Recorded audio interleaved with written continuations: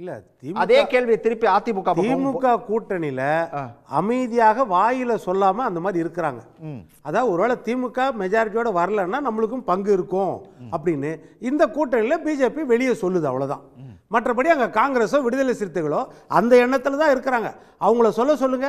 Minority ஆட்சி ஒருவேளை திமுக அமைச்சாலும் நாங்க கூட்டணியில கேட்க மாட்டோம்னு சொல்ல முடியுமா? கிளைம்னு சொல்ல முடியுமா? இன்னைக்கு சொல்லுங்க. சொல்லுவாங்களா? சொல்ல மாட்டாங்க. ஏன்னா அதுதான் இவங்க அமையாதுன்னு சொல்லிக்குவாங்க. ஆனா அவங்கள சொல்லுங்க, அப்படி சொல்ல மாட்டாங்க.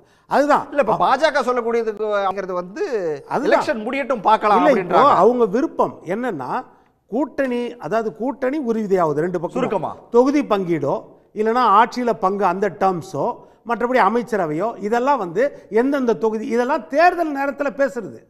ஆனால் அதற்கு முன்னாடி என்னன்னா அதிமுகவை பொறுத்த வரைக்கும் நாங்கள் தனித்து மெஜாரிட்டியோட ஆட்சி அமைப்போம்ன்றதான் கிளைம். திமுகவும் அதே கிளைம் தான்.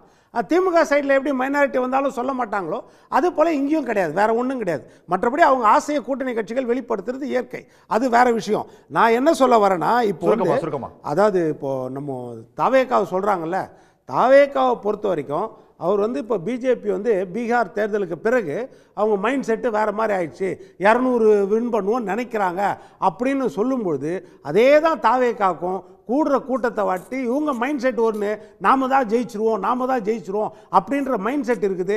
நம்ம என்ன முன்ற ஆதாரத்தை வச்சு சொல்கிறோம் அப்படின்னா திரைத்துறையிலேருந்து உச்சபட்ச நட்சத்திரமாக இருந்து வந்த கமல் அவர்கள், வந்த விஜயகாந்த் அவர்கள், வர விரும்பிய ரஜினி அவர்கள், இதெல்லாம் கடந்த காலத்துல நமக்கு பாடமா இருந்திருக்கிறது. அதை வச்சு தான் நம்ம சொல்றோம் ஒழிய நீங்க ஆட்சி மாற்றத்தை உண்டு பண்ணுவீங்களா இல்லனா வெறும் ஒரு தாக்கத்தை உண்டு பண்ணுவீங்களான்றது ஒரு மிகப்பெரிய கேள்விக்குறி. நன்றி சார், நன்றி. உடனுக்குடன் செய்திகளை தெரிந்து கொள்ள சன் நியூஸ் பெல் ஐகானை கிளிக் பண்ணுங்க.